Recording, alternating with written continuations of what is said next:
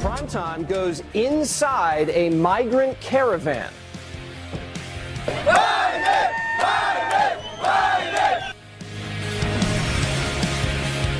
Huge migrant caravans launching out of southern Mexico right now, gaining steam as it heads up here. Today we're finding out what and who is behind the millions of migrants breaking into the country. Documentary filmmaker Anthony Rubin went to South America and then traveled with a caravan all the way up to our border. Wicked jungles, death trains, cartels. He was there the whole time.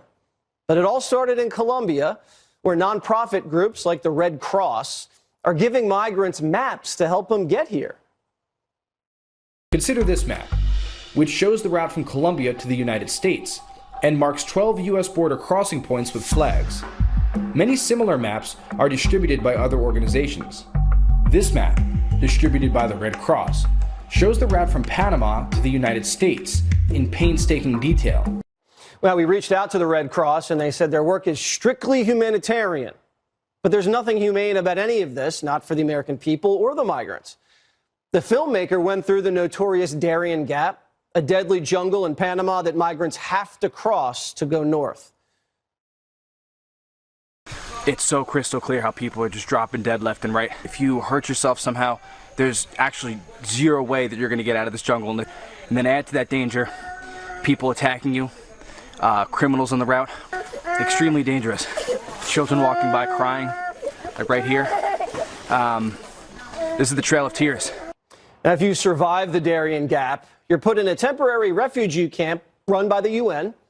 Migrants are given another map and told America is that way.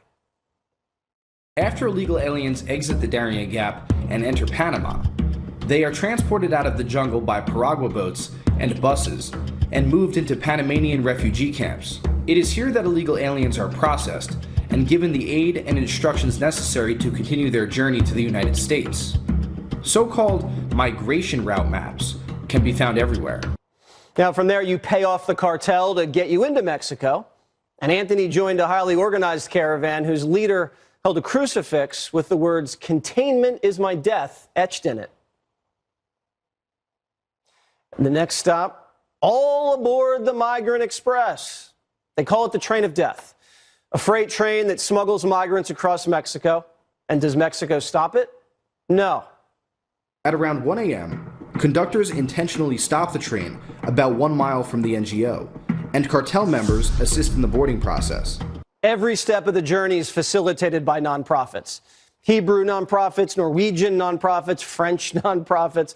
They're making it easier to break into the country. Maps, trains, buses, food. And once they get here, there's no resistance. Our door's wide open. And the migrants are grateful.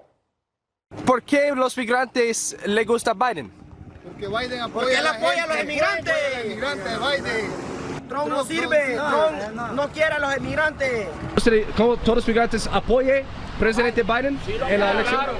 ¿Migrantes prefiere presidente Biden o presidente Trump? Biden. How do you like Joe Biden? Joe Biden is the nice guy.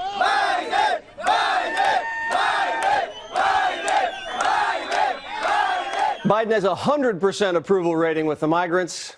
At least they can't vote. Yet. Anthony Rubin's the founder of Muckraker and the reporter who shot this documentary. All right. I mean, you look like a pretty white fellow with proper English skills. How are you able to fit in this caravan? Well, we did our best. I mean, as far as fitting in, we kind of stuck out like sore thumbs, but you know, you just got to get along and, you know, be aware of your surroundings and honestly hope for the best, because it was just my brother and I, and luckily we came out the other end alive.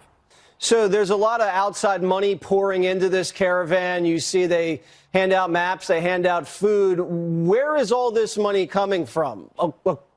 Outside of the United States?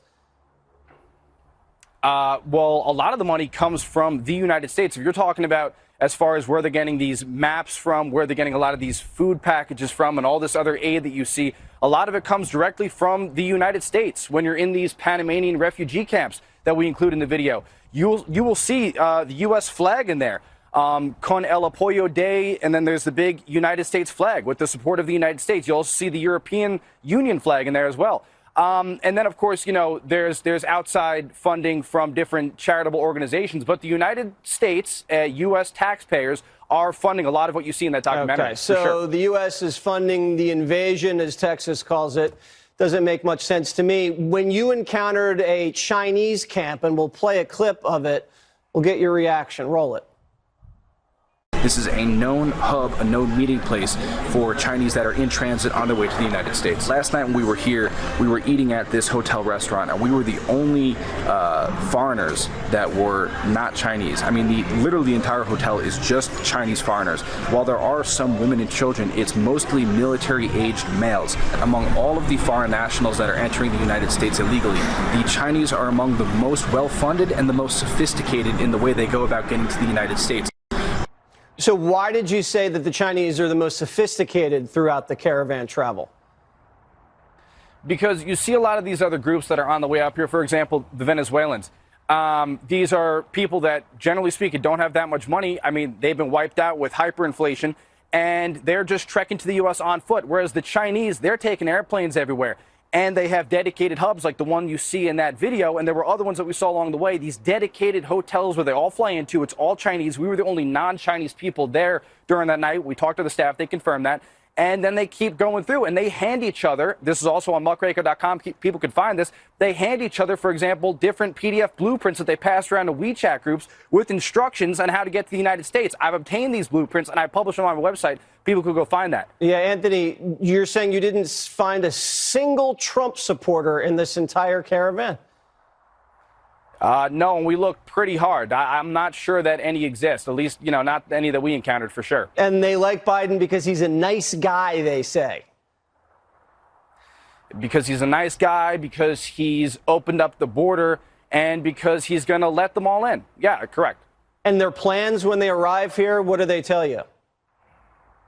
You know, it's usually more of the same. We're coming for work, we're coming for a better life, and then you'll say, well, what kind of work are you looking to do? And they'll say, I don't know. Some of them might say, I'm going to work as a cashier. I think that's what you played a clip of a man from Pakistan who said he liked Joe Biden because he opened up the border. But a lot of them say they just don't know. But they're coming up here. They think they're going to have a better life, and that's that. So it doesn't sound like there's a lot of legitimate asylum claims at all. Did you run into any trouble with the cartels? We got kidnapped by the Gulf Cartel as we were about to cross into the United States. And they released you because they knew you were going to appear on Jesse Watters Primetime? I suppose. Well, I did warn them of that, yeah. And I said, listen, guys, you guys don't want to do this. But no, that's exactly what happened. They took us. They blindfolded myself. They pulled a hood over my brother's head. And we got driven out to the middle of an abandoned field, making a long story short. I mean, these are armed men with assault rifles, pistols at their hip. Drive us out to the middle of an empty field, open up the door. You know, they take the hood off my brother. They take the blindfolds off myself.